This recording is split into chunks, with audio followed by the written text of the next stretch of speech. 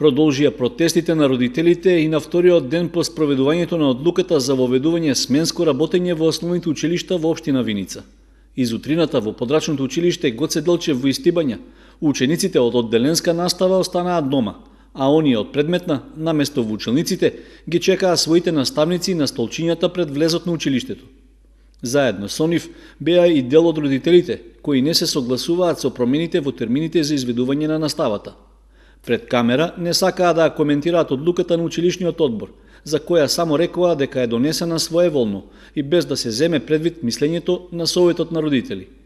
Истовремено пак, Советот на родители од основното училиште Гоце Делчев испрати писмен допис во кој го демантира тврдењето на градоначалникот Емил Дончев оти протестот имал политичка позадина.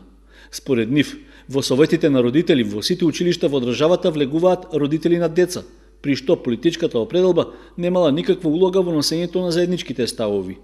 Тие не се согласуваат учениците од одделенска настава на училиште да одат наизменично по еден месец во прва и втора смена, сметајки дека воопшто не било земено предвид нивното мислење за таквата новина. Големите да се одат са бали како што се одат, а маленките деца после планат да се идат.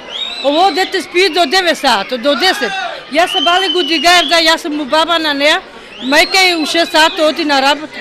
Јас што ќе правам со ово дете ако почне секој се бали да плаче?